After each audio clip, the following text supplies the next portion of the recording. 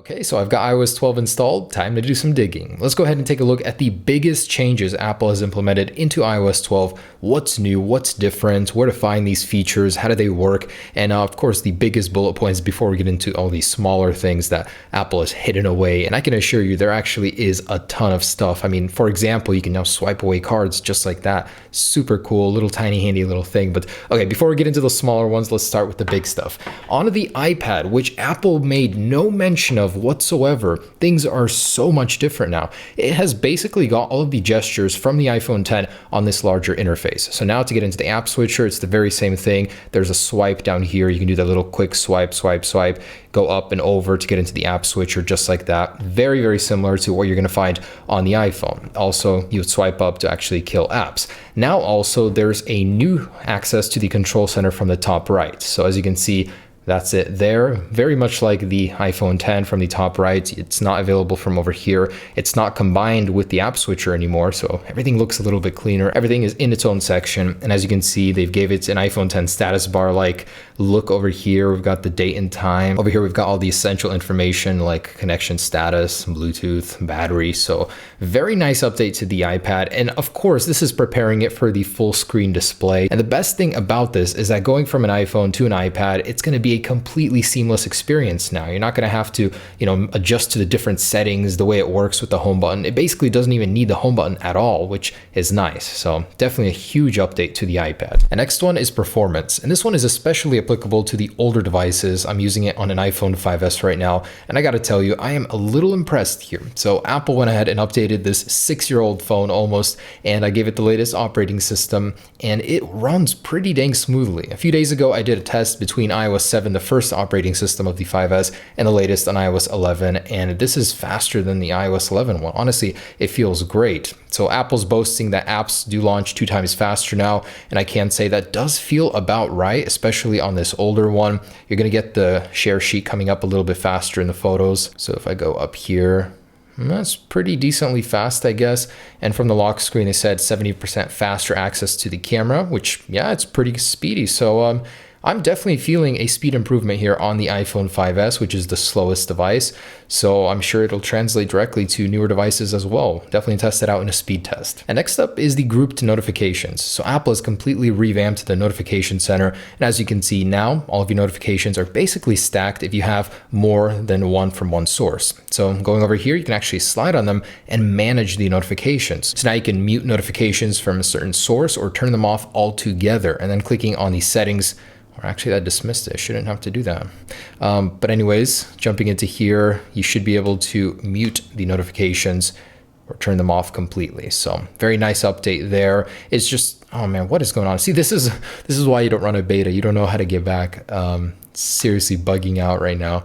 So as you can see, it's very, very clean. Everything hides behind, and then you can collapse it just like that. What we were asking from Apple for the longest time. Now, this not only organizes them by the application it comes from, but also what the contents of the message contain, or if it's part of a certain event. So it's a very smart notification system. You can also dismiss multiple notifications at once. So that's quite nice. Now in settings, you're going to find an altogether new section called Screen Time. And this is your digital health dashboard, very much like that one in Android. It'll track all of your activity, basically how often you pick up your phone, which notifications you respond to, which app you spend the most time in. And you could really get down into the nitty and gritty here, see everything basically. And it's supposed to discourage addictive behavior where you pick your phone up every minute or so. So yeah, this will definitely make you a lot more aware. As you can see, within the last hour, I've picked it up 31 times, or within the last couple of hours, most pickups between this time. So it's quite informative what it tells you and how many notifications you get and so on. So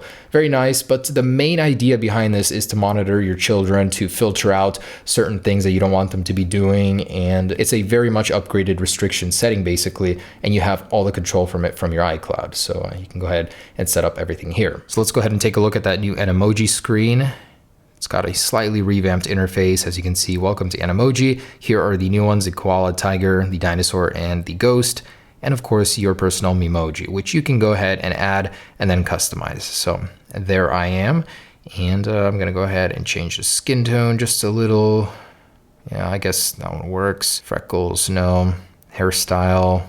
So give me a fade. All right, head shape. Huh, you can actually change age in here as well. How neat is that? The chin type, give me that crimson chin. There we go. And eyes, and definitely brown, boring brown, very dark.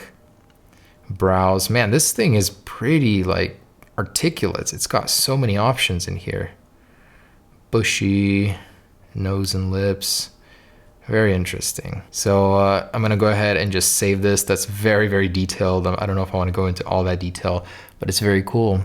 So you can go ahead and record your own face at your leisure. And of course, there are the new ones as well if you wanted to become a T-Rex and koala, tiger, and the ghost. So very neat. Oh, and of course, I forgot to say it has tongue detection. So now you can't do much with it. You can't put it to the side. You can just stick it out. And open your mouth. Nope, it just literally comes out in and out. So there's not much you can do with the tongue, just stick it out and that's it. Of course, there's now the option of group FaceTime. And I am echoing because I am in a small room. So anyways, you can go ahead and put emojis or animojis of your choice on your face here. I wonder if I can use my own personal one.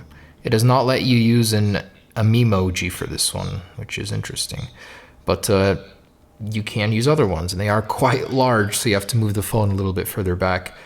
But there is FaceTime, and of course you can use it with up to 32 people, so very nice that they made that update to FaceTime. The interface is quite legendary, actually. I think I like it very much. And then of course you can add filters to the emojis on top of that, layer it. It's pretty dang nifty, so I feel like you can have a lot of fun with this one. And next up you have ARKit. So now there's a new app called Measure, and with ARKit 2.0 you have the ability to actually measure objects in real time. So you can drop a point on the corner of this iPad here, add a little plus, and then go to that side there and add another plus, and it stays in position. So now you can go ahead and build on top of that and add to over here.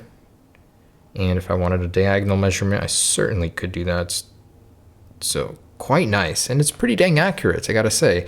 So there are those measurements on the iPad. Of course, you're gonna have multiplayer AR using ARKit 2.0. So certain games will come out with compatibility for that. So I'm excited to see the possibility there, but so far, really not any way you can test that out just yet.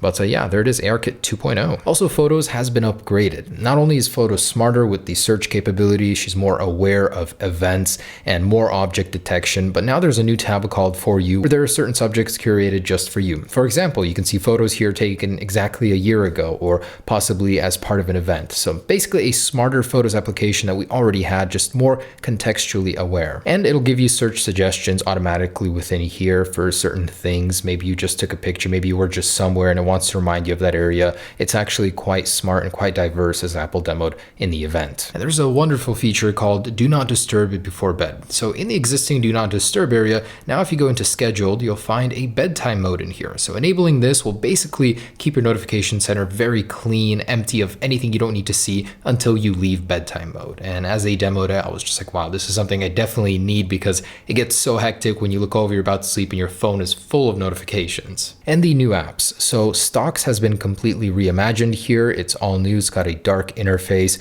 possibly a hint of what's to come in the future. Then again, we thought that about some other things like the clock app in iOS 11. But it's nice that within the stock app, you now have news. So you can get direct news related to whatever stock you're looking up. It's all in here, which is very nice. And then you have overnight tracking, after hour tracking in here as well. So definitely an upgraded stocks feature.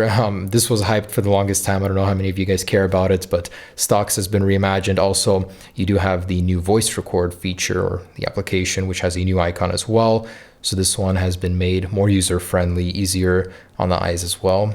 It's actually very simple. There's like almost no options in here. So very cool. Nice updated couple apps. Oh, and Apple Books, which was renamed from iBooks, has a new interface as well inside. So quite pleasant on the eyes. also modernized inside. And finally, we arrive at Siri Shortcuts. So inside of these Siri settings, now you'll have a new page for shortcuts, or a section up here where you can go ahead and create either a suggested shortcut based on something you do all the time, a place you're at, and a certain thing you do when you're at that place, or a custom one by clicking on more shortcuts. So in here, she'll analyze your behavior, and depending on what you do, up top, she'll give you suggestions, or you can create an altogether new one. So for example, if I wanted to ask her to view photos, all I need to do is really, hey Siri, view photos, and it's not very correct. But anyways, there's a lot of possibility and flexibility here with what Siri can do now, and I'm sure it's only going to grow from here. Other than that, guys, there's a lot of small, tiny features which I'll be covering in my next video, but those are the biggest points. And I gotta say, the performance makes it a big deal. The usability on the iPad, the gestures are very nice. In general, the group notifications are probably my favorite feature. Aside from that, nothing really that stood out to me personally, but there's a lot of smaller things that I'm in love with. So I'll share that with you in my next video. Stay tuned.